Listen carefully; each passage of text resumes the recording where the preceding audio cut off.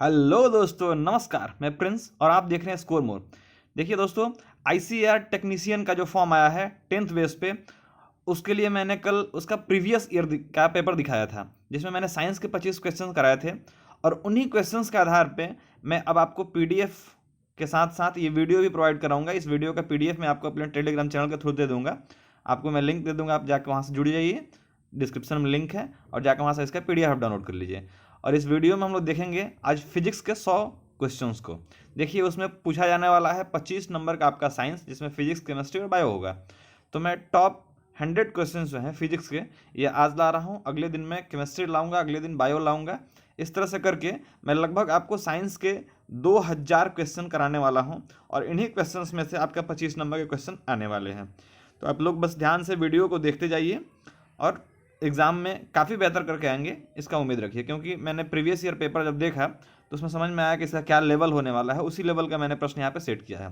इससे मैं टफ भी सेट कर सकता था, इससे ईजी भी कर सकता था, लेकिन जो लेवल पूछा जा रहा है मैंने बस वही रखा है। ठीक है, तो ये आईसीआरए टेक्नीशियन T1 का जो एग्ज़ाम होने वाला है, और ये एग्ज़ाम आपका देखिए जनवरी से फरवरी के बीच में ले लिया जाएगा। तो इसलिए आप लोग ध्यान से बस पढ़ते रहिए और एग्ज़ाम में एकदम गर्दा उड़ा के आइए। देखिए, पहला क्वेश्चन हमारे पास, निम्नलिखित में से कौन सी मात्रा जड़त्व का माप है। देखिए, जड़त्व का जो माप वाला मात्रा है वो है द्रव्यमान। ठीक है, आगे है, खाद्य ऊर्जा को हम किस इकाई में मापते हैं। इसको कैलोरी में मापते हैं। हम लोग जो खाना खाते हैं उसको किस इकाई में मापते हैं, कैलोरी में, जो ऊर्जा हमें मिलती है। पदार्थ के संवेग और वेग के अनुपात से कौन सी राशि प्राप्त की जाती है। तो संवेग और वेग से जो राशि प्राप्त होती है उसका नाम होता है द्रव्यमान। ठीक है, चलती हुई बस जब अचानक ब्रेक लगाती है तो उसमें बैठे हुए यात्री आगे की ओर दिशा में गति करते हैं। इसको किसके द्वारा समझाया जा सकता है। तो इस चीज़ को हम लोग बोलते हैं न्यूटन का पहला नियम। ठीक है, और इसको जड़त्व का नियम भी कहते हैं। समुद्र में प्लवन करते आइसबर्ग का कितना भाग समुद्र की सतह के ऊपर रहता है। तो 1/10 भाग जो होता है वो समुद्र की सतह के ऊपर होता है। 9/10 भाग जो होता है वो डूबा रहता है। हम दलदली सड़कों पर क्यों फिसलते हैं। क्योंकि घर्षण की कमी होती है, इस कारण हम दलदली सड़कों पर फिसल जाते हैं या फिर बर्फ पर फिसल जाते हैं। प्रकाश वोल्टीय सेल के प्रयोग से सौर ऊर्जा का रूपांतरण करने से किसका उत्पादन होता है। तो दोस्तों इसमें प्रकाशीय ऊर्जा का उत्पादन होता है। स्वचालित वाहनों में यानी ऑटोमेटिक वाहनों में द्रव चालित ब्रेकों का इस्तेमाल वस्तुतः किस नियम का सीधा अनुप्रयोग है। तो इसमें पास्कल का नियम का उपयोग किया जाता है, जिससे हाइड्रोलिक ब्रेक्स लगाए जाते हैं। जब दूध को प्रबल ढंग से मथा जाता है, जी हाँ, जब दूध को पूरी तरह से घुमा घुमा के उसमें से क्रीम निकाला जाता है तो उसमें क्रीम अलग हो जाती है। किस बल के कारण। तो इसमें अपकेंद्री बल लगता है, जिस कारण से क्रीम जो होता है अलग हो जाती है। इसको हम इंग्लिश में सेंट्रीफ्यूगल फोर्स कहते हैं, याद रखिएगा। सेंट्रीफ्यूगल यानी सेंटर से फेंक देगा बाहर की तरफ क्रीम को, तो सेंट्रीफ्यूगल, इस ट्रिक से आप इसको याद रख सकते हैं। जेट इंजन द्वारा किसके संरक्षण के सिद्धांत पर काम करता है। जेट इंजन किसके संरक्षण सिद्धांत पर काम करता है। तो ये दोस्तों रैखिक संवेग के संरक्षण के सिद्धांत पर काम करता है जेट इंजन। अगला क्वेश्चन है, पृथ्वी के गुरुत्वाकर्षण का कितना भाग चंद्रमा के गुरुत्वाकर्षण के सबसे नज़दीक है। तो ये जो है 1/6 भाग जो है ये पृथ्वी के सबसे नज़दीक है। इसी कारण यहाँ पे भार जो होता है वो 1/6 हो जाता है, लेकिन द्रव्यमान चेंज नहीं होता है।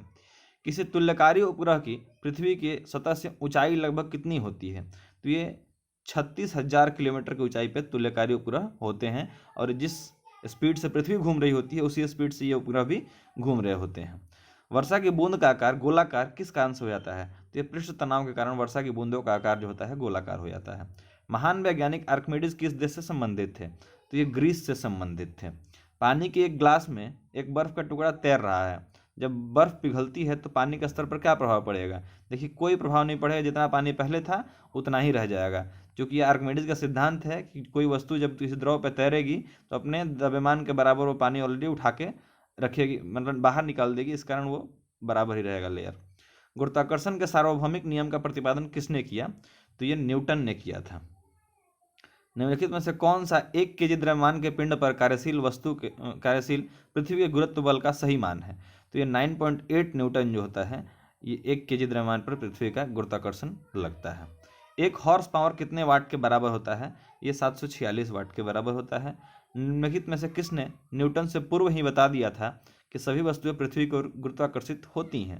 तो ये ब्रह्मगुप्त ने बताया था कि सभी वस्तुएं पृथ्वी की ओर आकर्षित होती हैं। निम्नलिखित में से कौन सा उष्मा का यूनिट है। तो ये जो जूल है ये उष्मा का यूनिट होता है। कितना तापमान होने पर पाठ्यांक सेल्सियस और फ़ारेनहाइट तापमान एक ही होंगे? तो -40 डिग्री जब तापमान रहेगा तो उसमें सेल्सियस पैमाना पे और फ़ारेनहाइट पैमाना पे दोनों में तापमान एक ही शो करेगा। अगला क्वेश्चन है, एक मनुष्य का तापक्रम 60 डिग्री सेल्सियस है तो उसका तापक्रम फ़ारेनहाइट में क्या होगा? तो देखिए सेल्सियस से फ़ारेनहाइट में जब हम चेंज करेंगे तो इसका आंसर हो जाएगा 140 डिग्री फ़ारेनहाइट। इतने में तो इंसान कब का निकल लेगा। किसी झील की सतह पर पानी बस जमने ही वाला है, झील के अधः स्थल में जल का तापमान कितना होगा? तो ये जो तापमान होता है वो 4 डिग्री सेल्सियस होता है, यानी कि जल का तापमान नीचे जो स्तर होता है उसमें 4 डिग्री सेल्सियस होता है, ऊपर में बस एकदम अब थोड़ी देर में जम जाने की स्थिति में रहता है, यानी कि 0 डिग्री के आसपास एकदम हो गया रहता है, तब नीचे 4 डिग्री रहता है। निम्नलिखित में से कौन ऊष्मा का सर्वोत्तम चालक है? तो पारा जो होता है ऊष्मा का सर्वोत्तम चालक है। इनमें से जल, लकड़ी और चमड़ा पारा में पारा जो है ऊष्मा का सर्वोत्तम चालक है। सब कुछ में नहीं, बस इस ऑप्शन में मैं बता रहा हूँ। आणविक संगठन के द्वारा ऊष्मा का संप्रेषण क्या कहलाता है? उसको संवहन कहते हैं। क्या कहते हैं? संवहन, यानी कि एक अणु से दूसरे अणु में से जब बहते हुए ऊष्मा जाता है तो उसको संवहन कहते हैं। निम्नलिखित में से किसके द्वारा अधिक ज्वालक पैदा होती है? तो भाप से अधिक ज्वाला पैदा होती है। यदि आप कभी रोटी बनाते हुए ये किए होंगे, मतलब महसूस कि कोई भाप से जब हाथ जलता है तो काफ़ी ज़्यादा जल जाता है, लेकिन यदि पानी से कभी जले, खोलते हुए पानी से, तो कम जलेगा, लेकिन भाप से बहुत ज़्यादा जल जाता है। किसी द्रव का उसके क्वथनांक से पूर्व उसके वाष्प में बदलने की क्रिया को क्या कहते हैं? उसे ही वाष्पीकरण कहते हैं। ऊष्मागतिकी का प्रथम नियम किस अवधारणा की पुष्टि करता है? तो ये ऊर्जा संरक्षण की अवधारणा को पुष्टि करता है। ऊर्जा संरक्षण का नियम क्या है? कि ऊर्जा को न ही बनाया जा सकता है, न ही खत्म किया जा सकता है, इसे बस एक मीडियम से दूसरे मीडियम में चेंज किया जा सकता है। निम्नलिखित में से किसकी ऊष्माधारिता अधिक है? तो जल जो होता है, इन ऑप्शंस में से जल जो है उसकी ऊष्माधारिता सबसे अधिक है। बिना किसी ताप परिवर्तन के किसी पदार्थ के को द्रव में गैस बिना किसी ताप परिवर्तन के किसी पदार्थ को द्रव से गैस में परिवर्तन के लिए अपेक्षित ऊष्मा को किसकी गुप्त ऊष्मा कहा जाता है? तो ये वाष्पन की गुप्त ऊष्मा उसको कहा जाता है। मिट्टी के घड़े में निम्न में से किस क्रिया के कारण जल ठंडा रहता है? तो ये वाष्पीकरण की वजह से ही मिट्टी के घड़े में जो जल रखा जाता है वो ठंडा हो जाता है, क्योंकि उसके पोर्स जो होते हैं पतले पतले, उनमें से जल बाहर निकल जाता है और उससे ठंडा रहता है। सीकर, परभक्षियों या बाधाओं का पता लगाने के लिए चमगादड़ अथवा डॉल्फिन किस परिघटना का प्रयोग करते हैं? तो ये लोग दोस्तों प्रतिध्वनि का निर्धारण करते हैं, मतलब ध्वनि अपने आप पास से छोड़ते हैं, वो अल्ट्रासोनिक वेव्स होता है और वापस टकरा के आता है, उससे वो लोग अनुमान लगा लेते हैं कि कहाँ पे कौन सी वस्तु होगी। लगभग 20 डिग्री तापक्रम पर किस माध्यम में ध्वनि की गति अधिकतम होगी? तो ये दोस्तों लोहा में सबसे तेज जाएगा, मतलब जो स्टील होता है या फिर जो ठोस है उसमें ध्वनि की गति सबसे तेज होता है, तो उसमें स्टील आ जाएगा आपका। निम्नलिखित में से कौन सा एक वायु में ध्वनि तरंगों का उत्पादित नहीं है? तो ये जो ध्रुवण है ये ध्वनि तरंगों में नहीं होता है, लेकिन परावर्तन, विवर्तन, अपवर्तन सब कुछ होता है। ध्रुवण आपके प्रकाश में देखने को मिलेगा। ध्वनि तरंगे किसके कारण प्रतिध्वनि उत्पन्न करती हैं? ध्वनि तरंगे परावर्तन के कारण प्रतिध्वनि उत्पन्न करती हैं, इको होता है, यानी कि पास आती हुई रेलगाड़ी की सीटी की आवृत्ति तीक्ष्णता बढ़ती जाती है, इस घटना मतलब ये घटना किस कारण होती है? तो ये डॉपलर इफेक्ट इसको कहते हैं। जितना पास में आपकी गाड़ी आती जाएगी उसका जो हॉर्न होगा वो आपको बहुत तीक्ष्ण सुनाई देगा, मतलब बहुत तेज सुनाई देगा, उसकी आवृत्ति बढ़ जाएगी। लगभग 20 डिग्री सेल्सियस के तापक्रम पर किस माध्यम में ध्वनि की गति अधिकतम होगी? तो ये दोस्तों लोहा जो होता है इसमें अधिकतम हो गई है, मैंने क्वेश्चन अभी कराया। प्रकाश के विद्युत चुंबकीय स्वरूप की खोज किसने की थी? तो यह मैक्सवेल ने की थी, विद्युत चुंबकीय रूप की खोज। सूर्य की रोशनी को पृथ्वी तक पहुंचाने में लगभग कितना समय लगता है? तो दोस्तों इसमें 8 मिनट 16.6 सेकंड लगता है। आप लोग 500 सेकंड डायरेक्ट याद रखिएगा, ये पूछा जाता है। पानी में डुबोई एक छड़ी किस संवृत्ति के कारण मुड़ी हुई प्रतीत होती है? तो छड़ी मुड़ी हुई प्रतीत होना, पानी से भरी बाल्टी में कटोरी का उठा हुआ दिखना, ग्लास के भरे पानी में पेंसिल का मुड़ा हुआ दिखाई देना, यह सब किस कारण होता है? तारों का टिमटिमाना, यह सब प्रकाश के अपवर्तन के कारण होता है दोस्तों। किस कारण? प्रकाश के अपवर्तन के कारण। एक तालाब के तल में पड़ा हुआ पत्थर उच्च बिंदु पर रखा हुआ प्रतीत होता है, जहां वह वास्तव में इसकी समृद्धि के कारण है, तो इसका भी आंसर हो जाएगा प्रकाश का अपवर्तन। इस तरह की सारी घटनाओं का कारण क्या है? प्रकाश का अपवर्तन होता है। संबंधित माध्यम युग्म के क्रांतिक कोण से अधिक आपतन कोण का सघन से विरल माध्यम की ओर जाने वाली प्रकाश किरण क्या करती है? तो ये दोस्तों परावर्तन करती है। क्या करती है? परावर्तन करती है। सूर्योदय और सूर्यास्त के समय आसमान में लाल रंग किसके कारण होता है? तो ये प्रकीर्णन के कारण हो जाता है। बाकी सारे कलर जो होते हैं उनका वेवलेंथ कम होता है लाल की अपेक्षा, इस कारण वो ट्रैवल करके नहीं आ पाते हैं और लाल हमारा दिखते रह जाता है। पिछली साइड के ट्रैफिक को देखने के लिए ऑटोमोबाइल में किस दर्पण का प्रयोग करते हैं? तो इसमें उत्तल दर्पण का प्रयोग किया जाता है, यानी कि गाड़ी के साइड मिरर में। कार चलाते समय आप पीछे के यातायात को देखने के लिए किस प्रकार का दर्पण का उपयोग करेंगे? यही उत्तल दर्पण का प्रयोग करते हैं। उत्तल लेंस मत लगाइएगा, उत्तल लेंस भी होता है, लोग उत्तल देख के बस लगाते हैं, उत्तल दर्पण देखिएगा। यदि एक व्यक्ति दो दर्पण जो 60 डिग्री कोण पर आनत हैं के बीच खड़ा है तो उसके कितने प्रतिबिंब बनेंगे? तो ये दोस्तों 60 डिग्री पर खड़ा है तो उसके 5 प्रतिबिंब बनेंगे। यदि 90 डिग्री पर खड़ा होता दोनों दर्पण तो अनंत प्रतिबिंब बनते। यदि पृथ्वी के पृष्ठ पर सूर्य का प्रकाश प्राप्त करते हैं तो यह प्रकाश किस प्रकार के किरण पुंज हैं? तो ये दोस्तों समांतर किरण पुंज होंगे, यानी सूर्य का प्रकाश में समांतर किरण पुंज होते हैं। निम्नलिखित में से कौन सा रंग सम्मिश्रण दिन और रात के समय सर्वाधिक सुविधाजनक होता है? तो लाल और हरा का जो सम्मिश्रण होता है वो दिन और रात के समय सर्वाधिक सुविधाजनक होता है। कैमरे में किस प्रकार का लेंस का उपयोग करते हैं? इसमें उत्तल लेंस का उपयोग करते हैं। आंखों में कौन सा लेंस होता है? उत्तल लेंस होता है। नेत्रदान में नेत्रदाता जो होता है वह आँख के किस हिस्से को प्रतिरूपित करता है? तो ये कॉर्निया को प्रतिरूपित किया जाता है, यानी कि आप लोग यदि नेत्र दान करते हैं तो क्या दान कर रहे हैं? एक्चुअली आप कॉर्निया दान कर रहे हैं। एक आदमी 10 मीटर से अधिक दूर की वस्तु स्पष्ट नहीं देख पाता, वह किस दृष्टि दोष से पीड़ित है? दोस्तों उसको है मायोपिया। क्या है उसको? मायोपिया। तंतु प्रकाशिक संचार में संकेत किस रूप में से प्रवाहित होता है? यानी कि ऑप्टिकल फाइबर की बात की जा रही है, तो इसमें आपका संकेत जो होता है वो प्रवाहित होता है प्रकाश तरंग के रूप में। टोटल इंटरनल रिफ्लेक्शन होता है और उससे ये प्रकाश तरंग के रूप में जाता है। निकट दृष्टि दोष दूर करने के लिए निम्नलिखित में से कौन सा लेंस का उपयोग करते हैं? देखिए निकट के लिए आप उपयोग करते हैं कॉनकेव मिरर का, इसको हम लोग अवतल लेंस कहते हैं। और जब दूर दृष्टि दोष होता है तो उसके लिए उत्तल लेंस का उपयोग करते हैं, जिसको उन्नतोदर और इसको उत्तोदर कहते हैं। ये थोड़ा सा नाम अटपटा है, आप लोग इंग्लिश में याद रखें, कॉनकेव व कॉन्वेक्स। निम्नलिखित तिथियों में से किसमें दोपहर को आपकी छाया सबसे छोटी होती है? तो 21 जून जो होता है इसमें दोपहर में आपकी छाया जो होती है वो सबसे छोटी होती है, क्योंकि सूर्य उसमें एकदम बीच में आ गया रहता है, इसलिए छाया बहुत छोटा बनता है। अबिंदुकता का दोष दूर करने के लिए निम्नलिखित में से किस लेंस का प्रयोग करना चाहिए?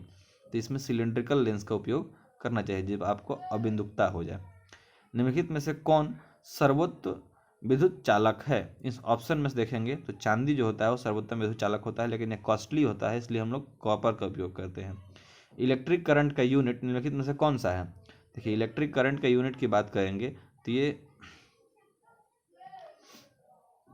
इनमें से यदि देखें तो अर्ग हो जाएगा, ठीक है। ऐसे इलेक्ट्रिक करंट का यूनिट एसआई यूनिट दूसरा होता है, लेकिन इसमें से देखेंगे तो अर्ग हो जाएगा। ओम का नियम क्या परिभाषित करता है? तो ये धारा और वोल्टता दोनों को परिभाषित करता है ओम का नियम। V=IR। बिजली के बल्ब का फिलामेंट किस तत्व से बना होता है? बिजली के बल्ब का जो फिलामेंट होता है वो टंगस्टन का बना होता है, जिसे हम लोग W से सूचित करते हैं। इसका 3200 से 3500 डिग्री सेल्सियस मतलब गलनांक होता है। तड़ित चालक का आविष्कार किसने किया था? तो ये बेंजामिन फ्रैंकलिन ने तड़ित चालक का आविष्कार किया था। जो बड़े बड़े बिल्डिंगों पर कॉपर का एक त्रिशूल जैसा लगाया जाता है वही होता है तड़ित चालक। समानता प्रयोग में लाई जाने वाली प्रतिदीप्त ट्यूबलाइट पर निम्नलिखित में से कौन सा अंकित होता है? तो ये दोस्तों 6500 के इस तरह का लिखा हुआ आपको मिलता है किस चीज पे? तो ट्यूबलाइट पे। एकीकृत परिपथ में प्रयुक्त अर्धचालक चिप किसकी बनी होती है? तो चिप जो होती है यानी कि जो इलेक्ट्रॉनिक्स जो भी मशीनरी या गैजेट्स हो रहे हैं उनमें सिलिकॉन की चिप होती है। आपके फ़ोन में जिसमें आप देख रहे हैं ये वीडियो उसमें भी सिलिकॉन की चिप लगी हुई है, तभी वो मोबाइल चल पा रहा है। और वर्ल्ड में इसकी आजकल शॉर्टेज हो गई है। यदि किसी प्रारूपी पदार्थ का वैद्युत प्रतिरोध गिरकर शून्य हो जाता है तो उस पदार्थ को क्या कहते हैं? दोस्तों उस पदार्थ को अर्धचालक कहते हैं। स्थिर वैद्युत अवक्षेपित्र का प्रयोग करके किसे नियंत्रित करने के लिए किया जाता है? तो ये दोस्तों वायु प्रदूषक को नियंत्रित करने के लिए इसका उपयोग करते हैं। निम्नलिखित में से कौन सा एक प्रकृति में अनुचुंबकीय है? तो ये ऑक्सीजन जो होता है वो अनुचुंबकीय प्रकृति का होता है। पृथ्वी का बहुत बड़ा चुंबक है जिसका चुंबकीय क्षेत्र किस दिशा में विस्तृत होता है? तो ये दोस्तों उत्तर से दक्षिण दिशा की ओर विस्तृत होता है। जिस तत्व में परमाणु के में 2 प्रोटॉन 2 न्यूट्रॉन 2 इलेक्ट्रॉन हो उस तत्व का द्रव्यमान संख्या कितना होता है? देखिए उस तत्व का द्रव्यमान संख्या 4 होता है, ठीक है। चूँकि परमाणु संख्या बराबर होता है प्रोटॉन प्लस न्यूट्रॉनों की संख्या। तो 2 प्रोटॉन है और 2 न्यूट्रॉन है, इसलिए परमाणु संख्या कितना हो, सॉरी परमाणु द्रव्यमान कितना हो जाएगा, 4 हो जाएगा, और परमाणु संख्या कितना हो जाएगा, 2 हो जाएगा। क्योंकि प्रोटॉन की जितनी संख्या होती है वही परमाणु संख्या होती है। परमाणु जिसमें प्रोटॉनों की संख्या समान पर न्यूट्रॉनों की संख्या भिन्न भिन्न रहती है, उसको क्या कहते हैं? जैसे दोस्तों उसको समस्थानिक कहते हैं। नाभिकीय रिएक्टर के निर्माण के लिए निम्नलिखित में से कौन सा एक अनिवार्य है? तो जर्कोनियम का होना नाभिकीय रिएक्टर में जरूरी है। पृथ्वी की आयु का निर्धारण में से किस विधि द्वारा किया जाता है? देखिए पृथ्वी की आयु का जब निर्धारण करना होगा तो इसको यूरेनियम विधि से करेंगे। पृथ्वी, चट्टान, पहाड़, ये सब के लिए यूरेनियम विधि। अब कोई जीवित चीज रहा हो जैसे जानवर, पौधा, ये सब के लिए तो उसमें कार्बन डेटिंग विधि का यूज करते हैं। कुलिज नालिका का प्रयोग का क्या उत्पन्न करने के लिए किया जाता है? तो ये एक्स किरणों को बनाने के लिए कुलिज नालिका का उपयोग किया जाता है। निम्नलिखित में कौन सा धातु अर्धचालक की तरह ट्रांजिस्टर में प्रयोग होती है? तो जर्मेनियम, सिलिकॉन, ये सब जो होता है यह अर्धचालक यानी कि सेमीकंडक्टर बनाने में उपयोग करते हैं। विद्युत उत्पन्न करने के लिए कौन सी धातु का उपयोग होता है? तो विद्युत उत्पन्न करने के लिए हम लोग यूरेनियम का उपयोग करते हैं, जो नाभिकीय पावर प्लांट जो होता है उसमें यूज किया जाता है। न्यूनतम तापमान पैदा करने के लिए निम्नलिखित में से किस सिद्धांत का प्रयोग किया जाता है? इसमें अति चालकता के सिद्धांत का उपयोग करते हैं। लॉ ऑफ फ्लोटिंग ये सिद्धांत किसने दी थी? तो ये आर्किमिडीज का सिद्धांत है, लॉ ऑफ फ्लोटिंग। इसी सिद्धांत पर बड़े बड़े जहाज तैरते हैं। किस सदी की शुरुआत में हवाई जहाज का आविष्कार किया गया था? तो ये जो है हवाई जहाज की शुरुआत किया था राइट ब्रदर्स ने। मेडिकल डॉक्टर्स, व्यावसायिकों द्वारा निम्नलिखित में से किस उपकरण का उपयोग किया जाता है? तो ये लोग स्टेथोस्कोप का उपयोग करते हैं। महासागर में डूबी हुई वस्तुओं की स्थिति जानने के लिए किस यंत्र का प्रयोग करते हैं? तो इसमें हम लोग सोनार का उपयोग करते हैं। एक उड़ते हुए चक्के की प्रति सेकंड घूर्णन गति किससे मापते हैं हम लोग? तो इसको स्ट्रोबोस्कोप से माप सकते हैं। कुलिज नालिका का प्रयोग क्या उत्पन्न करने के लिए करते हैं? तो ये एक्स किरणों को उत्पन्न करने के लिए करते हैं। अति लघु समय अंतरालों को सही मापने के लिए निम्नलिखित में से किसका उपयोग करते हैं? इसमें हम लोग परमाणु घड़ियों का उपयोग करते हैं। एसआई पद्धति में लेंस की शक्ति को क्या कहा जाता है? तो ये डायोप्टर कहा जाता है। निम्नलिखित में से कौन सा एक व्युत्पन्न परिणाम नहीं है? तो ये द्रव्यमान जो है ये व्युत्पन्न नहीं है, द्रव्यमान फंडामेंटल है। बाकी जितना दिख रहा है आपको ये सब व्युत्पन्न है।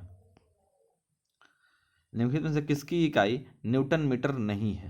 तो बल जो होता है इसका इकाई न्यूटन मीटर ना होकर केवल न्यूटन होता है, लेकिन गतिज ऊर्जा, कार्य और ऊर्जा ये सब के लिए न्यूटन मीटर का यूज किया जाता है।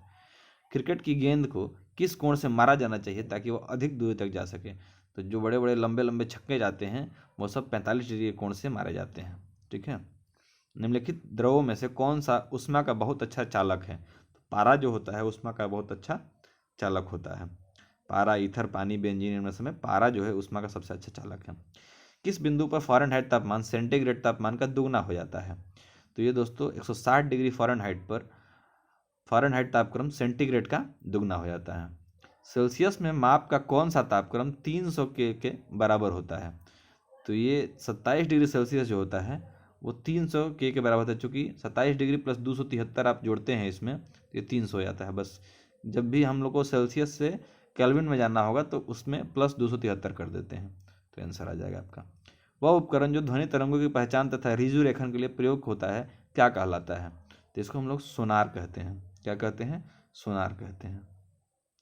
एक जैव पद्धति जिसमें पराश्रव्य ध्वनि का उपयोग करते हैं उसको हम लोग सोनोग्राफी कहते हैं। जिससे पेट का अल्ट्रासाउंड वगैरह किया जाता है उसको सोनोग्राफी कहते हैं।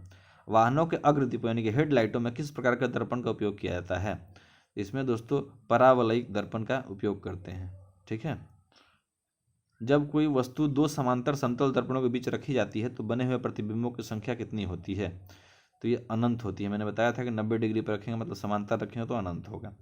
एक मनुष्य 1 मीटर से कम दूरी की वस्तु को स्पष्ट नहीं देख सकता है, वह व्यक्ति किस दोष से पीड़ित है? वह दोस्तों दूरदृष्टि दोष से पीड़ित है। देखिए दूरदृष्टि दोष में आपको निकट की चीज़ दिखाई नहीं देगा और निकट दृष्टि दोष में आपको दूर की वस्तु दिखाई नहीं देगी। नाम का उल्टा काम होता है। निम्नलिखित प्रकार के कांचों में कौन सा एक परावैंगनिक किरणों का विच्छेदन कर सकता है? देखिए परावैंगनिक किरणों का जो विच्छेदन कर सकता है उसको क्रुक्स कांच कहते हैं। क्या कहते हैं?